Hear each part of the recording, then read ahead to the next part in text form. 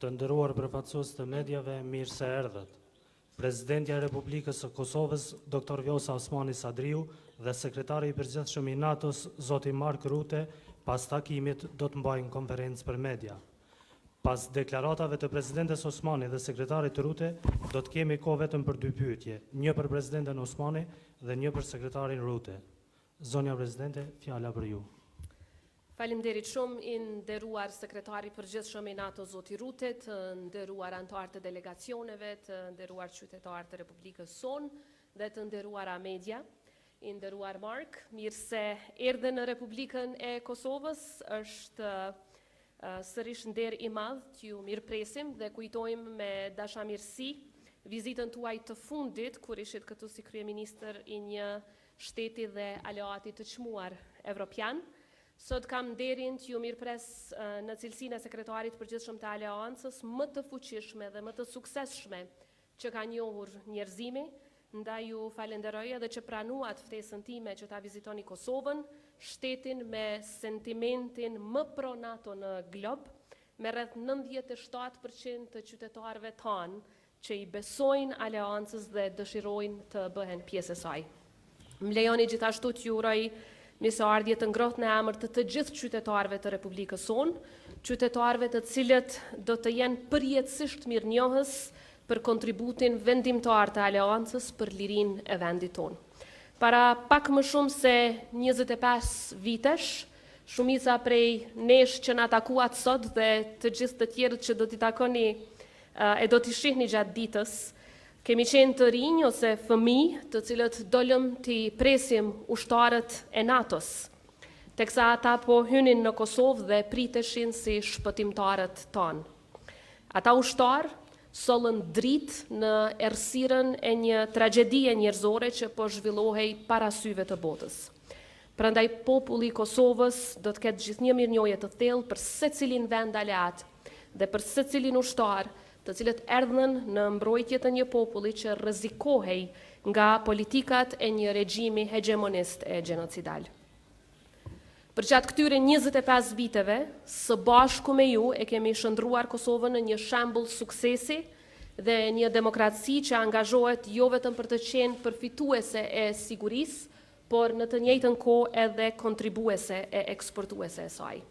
Sot Kosova po kontribuan dhe është e gatshme dhe e aftë për të rritur kontributin për stabilitetin dhe sigurinë anë mbi anë botës, ashtu siç bota punoi për të na ndihmuar në momentet tona më të vështira. NATO është themeluar mbi vlerat mbi të cilat qëndron edhe vetë shteti ynë, prandaj edhe synimi ynë strategjik për antarësimin në NATO nuk është thjesht një interes shtetëror i yni, por edhe një domosdoshmëri strategjike për paqen dhe stabilitetin në rajon dhe në gjithë kontinentin evropian. Si që thatë me të drejt ju dje në Bosnjë Hercegovinë, është me rëndësi që ky rajon mos të ketë vakume të sigurisë. Sepse siç ka dëshmuar historia, shpesh herë ato vakume janë keq përdorur nga faktor malign, të cilëve nuk ju intereson paqja, siguria, por vetëm kaosi dhe jo stabiliteti. Për këtë qëllim, ne dëshirojmë të thellojmë partneritetin ton me NATO-n dhe me gjithë aleatët si shtete anëtare, duke zhvilluar çdo ditë më shumë ushtrinë tonë, forcën e sigurisë Kosovës, në një forcë bashkëkohore, profesionale dhe ndërvepruese me forcat partnere, në shërbim të paqes, stabilitetit dhe sigurisë kudo në botë. Kosova tashmë e ka arritur objektivin e NATO-s prej 2% të GDP-s për investimin në mbrojtje dhe synojmë që në një kohë rekord ta dyfishojmë këtë përqindje të investimeve në sektorin e mbrojtjes. Për ta arritur këtë, na duhet ta kemi bashkëpunimin edhe më aktiv me NATO-n dhe me shtetet anëtare dhe partnere. Po ashtu, Kosova së shpejti do të fillojë edhe me prodhim të municioneve dhe dronëve, duke e pozicionuar veten si një partner strategjik në fushën e mbrojtjes. Në këtë rrugtim, ne jemi shumë të vetëdijshëm për sfidat me të cilat ballafaqohemi, në të njëjtën kohë edhe me kërcënimet që vazhdojnë të rëndojnë mbi sigurinë e Kosovës dhe të gjithë rajonit. Serbia fatkeqësisht vazhdon të minojë përpjekjet për paqe dhe stabilitet dhe nëpërmjet veprimeve hibride, grupeve kriminale dhe propagandës vazhdueshme e mbështetur edhe nga Rusia faktorë të tjerë dashakeq, Beogradi po synon të destabilizojë jo vetëm Kosovën, por të gjithë rajonin. Sulmet e viteve të fundit në veri të Kosovës, si dhe sulmet ndaj trupave të NATO-s në maj 2023, të organizuara dhe mbështetura drejt për drejt nga strukturat shtetërore të Serbisë, janë dëshmi e qartë e këtij rreziku. Prandaj prania e trupave të NATO-s në Kosovë nuk është vetëm një garanci për sigurinë tonë, por është edhe një barierë kundër çfarëdo lloj përpjekjeje për cënimin e paqes dhe stabilitetit, për të cilin të gjithë së bashku kemi punuar dhe sakrifikuar shumë gjatë. Ne i bashkohemi thirrjeve tuaja të përsëritura, thirrjeve të përsëritura edhe të NATO-s, edhe të Bashkimit Evropian nëpërmjet deklaratave publike, për përgjegjësi sa i përket sulmit ndaj ushtarëve të KFOR-it në maj 2023 dhe sulmeve të tjera në veri të Kosovës, ku struktura të mbështetura nga Serbia lanë 93 ushtarë të NATO-s të plagosur, prej të cilëve 3 të plagosur rënd. Siç e kam theksuar edhe gjatë vizitës sime të fundit në NATO, mungesa e përgjegjësisë për autorët vetëm sa e ka inkurajuar Serbinë që të vazhdojë me sulme nëpërmjet strukturave të saj paramilitare. Prandaj është më rëndësi që bashkarisht ta fuqizojmë prezencën edhe të personelit edhe të mjeteve për ta mbrojtur kufirin në mënyrë që të parandalohet si hyrja e grupeve terroriste ashtu edhe armatimit të tyre, të cilët kanë për qëllim krijimin e konflikteve në rajonin tonë. Ashtu siç e ka thënë miku juaj i mirë dhe miku i madh i Kosovës, presidenti Donald Trump, politika e paqes nëpërmjet fuqisë, peace through strength, është ajo që do të kuptohet më së miri në këtë rajon, e sidomos nga ata të cilëve mund t'ju shkojë mendja që të përdorin veprime destabilizuese. Prandaj, i nderuar sekretar i përgjithshëm, ne do të vazhdojmë të jemi aleati besueshëm në luftën kundër kërcënimeve hibride dhe ndërhyrjeve të huaja, po ashtu jemi të gatshëm që të mbështesim infrastrukturën e NATO-s dhe të kontribuojmë në misionet e saj, duke forcuar më tej rolin tonë si eksportuese e sigurisë. Siç e theksova edhe gjatë takimit, stabiliteti i rajonit është shumë i lidhur ngushtë edhe me integrimin euro-atlantik të vendeve të këtij rajoni. Kosova dhe qytetarët e saj ndajnë vlerat mbi të cilat është ndërtuar NATO. Është koha që Kosova ta ketë vendin e saj në aleancë për të kontribuar si një anëtare përgjegjshme dhe përkushtuar për stabilitetin dhe sigurinë globale. Në Kosovë, gjithnjë do të jeni si në shtëpinë tuaj, një shtëpi e ndërtuar në liri, edhe me kontributin e mira burrave e grave në uniform të KFOR-it, mision ky që mbetet më i gjati, më i madhi, por edhe më i suksesshëm në historinë e NATO-s. Mision ky që dëshmon triumfin e shteteve demokratike e paqedashse, kur ato qëndrojnë të bashkuara rreth vlerave të lirisë dhe të dinjitetit njerëzor.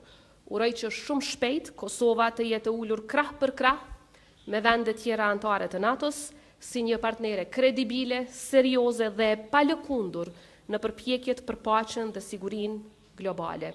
Ky popull, zoti sekretar, para 25 vitesh u shpëtua nga NATO. Tani mezi pret të qëndroj krah për krah jush në mbrojtjen e vlerave që janë themel i kësaj aleance që për ne u shndrua në mburojtje të lirisë. Ju faleminderit. Dr. Osmani, dear Vjosa, thank you very much for your warm words. It's a pleasure to see you here in Pristina today, in my first trip to the region as NATO Secretary General. I'm here to visit the personnel of our KFOR mission, together with all the permanent representatives of NATO's North Atlantic Council and KFOR operational partners. Our presence today is another concrete demonstration of the Alliance's steadfast commitment to lasting security across Kosovo and to regional stability. We just had a very useful discussion on the security situation here in Kosovo and in the region. NATO has supported peace and stability in the Western Balkan region for 30 years now. Our commitment remains strong today, spearheaded by KFOR, which is currently our longest, as you said, and also our largest mission. Under the excellent leadership of General Enrico Barduano, who is sitting at the first row, our KFOR troops work relentlessly to ensure a safe and secure environment for all people and communities living in Kosovo in line with KFOR's long-standing UN mandate. In addition, the NATO Advisory and Liaison Team continues to support the security organizations in Kosovo through capacity building, education and training coordination. A secure Western Balkans region means more security across the whole Euro-Atlantic area. We must be clear-eyed on what lies ahead. Decades of hard-won peace must not be jeopardized. KFOR is fully postured to respond to any relevant security developments. And in that regard, we look forward to continued cooperation between Pristina and KFOR in line with decades of lasting commitments. This is important for us. NATO will continue to play its part within our mandate for security of all. We do this in close coordination with the Kosovo Police and the EU Rule of Law Mission in Kosovo, EULEX, in our respective roles as security responders. Having said that, stability in the region ultimately depends on all sides choosing diplomacy over violence. The solution to long-standing peace is political. In this respect, NATO will continue to fully support the normalization of relations between Belgrade and Pristina, led by the European Union. This is the only way to solve pending issues and secure a stable future, ensuring that the rights of all communities are respected and safeguarded. And to move this dialogue forward, both sides must show flexibility, make the necessary compromises and focus on the long-term gains. And I fully understand that this requires difficult decisions, but we must look at the big picture. Normalization brings greater stability, more investment opportunities, and also lasting security across the whole region, for the benefit of all. And this is the message that I will continue to deliver to all my counterparts in the region. Dear Vjosa, once again, thank you so much for welcoming us in Pristina and for a very useful exchange of views to be continued. But for this moment, thank you. Tani do t'i marrim pyetje tuaja.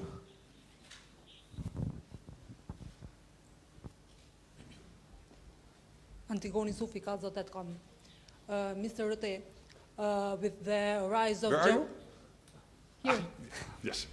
With the rise of the ultra-nationalist rhetoric from Serbian President Aleksandar Vučić toward Kosovo, what does NATO guarantees that Kosovo borders will be intact and the country will not revert to the 90s? Well, obviously, we have to make sure that all relevant players in the region are in close coordination and in close, let's say, strategizing going forward. And that is why I visited yesterday Sarajevo and spoke with the 3 members of the Bosnian-Herzegovinian presidency, why today I'm visiting KFOR here, and I thank you again for welcoming here in your office. Thank you so much. And it's very important for me to visit KFOR here on this official visit to KFOR here in Kosovo. But I'm also in very close contact with Aleksandar Vučić. We were on the phone last week. He will visit me in Brussels soon, hopefully this month. We are looking for dates to do that. And I try to be even-handed and send my messages to all relevant partners that only collectively we can bring this region to a lasting peace. You cannot foresee a future where in 40, 50 years we still are stuck in the same problems. And that means that it has to be a political solution to this. And that requires the leadership of all politicians. And you have a president here who has an impact not only here in Kosovo, but also in the wider region, and is respected all over the European Union. And that helps. And the same goes for the presidency in Sarajevo, but also for Aleksandar Vučić. So we have to work together and make sure that we bring this region to a lasting peace. It is crucial, 30 years after 1995. Vazhdoj me pyetjen e fundit. Flaka Zogu nga Radio Evropa e Lirë, shërbimin Kosovë, NATO-n të kaluarën se ka mbështet transformimin e forcës së sigurisë Kosovës në një ushtri, madje Këshilli i Atlantikut Veriut pati përmendur edhe mundësinë e rishqyrtimit të angazhimit të NATO-s. Megjithëse ndër vite kemi pa ndryshime dhe mbështetje ndaj FSK-s. A ka ndru qasja e NATO-s ndaj tranzicionit të FSK-s në ushtri dhe cili është roli i FSK-s në stabilitetin rajonal sipas vlerësimit tuaj? Edhe një çështje tjetër nëse mundem, kohëve të fundit është përmend rasti i Kosovës si model që mund të ndiqej në Ukrainë për me dërgu trupa paqëruajtëse atje pas luftës. A do ta konsideronte NATO-ja një gjë të tillë? Well, on your first question, the mandate is to make sure that the KSF has what it needs to be effective in its humanitarian role here in Kosovo. That's exactly the mandate NATO has to help KSF to develop better and better to become a humanitarian force of power in this country when humanitarian issues arise.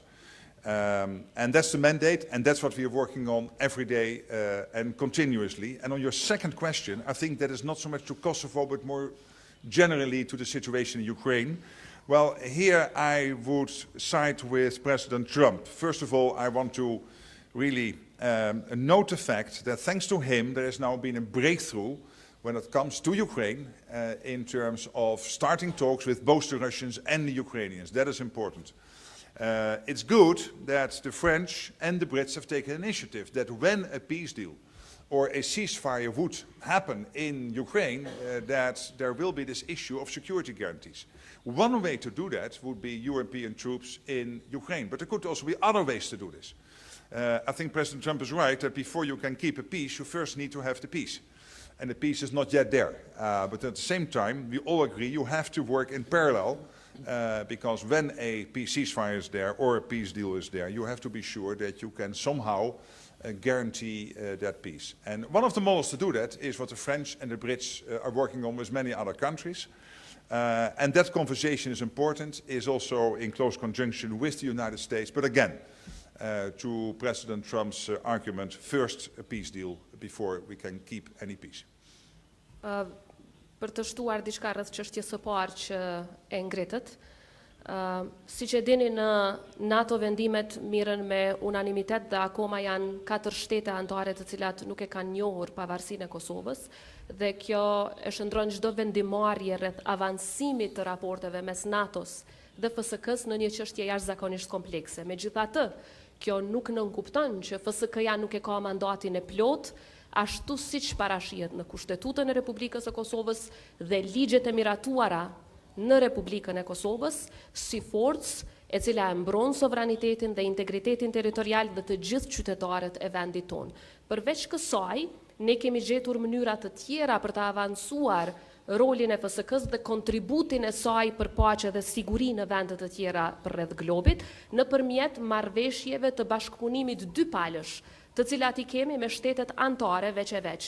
Siç e dini, FSK-ja në bashkëpunim me Shtetet e Bashkuara të Amerikës shërben në misione paqëruajtëse nëpër vende të ndryshme të botës, njëkohësisht nëpërmjet marrëveshjeve dypalëshe me Mbretërinë e Bashkuar vazhdon të shërbejë nëpër misione paqëruajtëse nëpër vende të ndryshme të botës dhe tani jemi në proces të negocimit të marrëveshjeve të tjera dypalëshe nëpërmjet të cilave FSK-ja do të vazhdojë të kontribuojë nëpërmjet mandatit të plotë siç parashihet në Kushtetutën e Kosovës, ndërkaq për veç atyre që i tha sekretari i përgjithshëm, siç e dini, para shumë vitesh ka qenë edhe një shkëmbim letrash në atë kohë ndërmjet kryeministrit të Kosovës dhe ish sekretarit të përgjithshëm që ka të bëjë me rritjen e nivelit operacional të bashkëpunimit ndërmjet NATO-s dhe FSK-s dhe ne do të punojmë së bashku për të parë se si është mënyra më e mirë që kjo të funksionojë në praktik, duke mos harruar që të gjithë ushtarët e NATO-s janë trajnuar pikërisht, të gjithë ushtarët e Kosovës janë trajnuar pikërisht nga shtetet anëtare të NATO-s, edhe nga vetë NATO-ja për trajnime të caktuara dhe funksionojnë në përputhje të plotë me standardet e NATO-s. Të nderuar të pranishëm, me kaq e përmbyllim këtë konferencë për media, ju falenderojmë për pjesëmarrjen tuaj. That's fantastic. Anyway, your whole team is almost women. It's mostly women. We hardly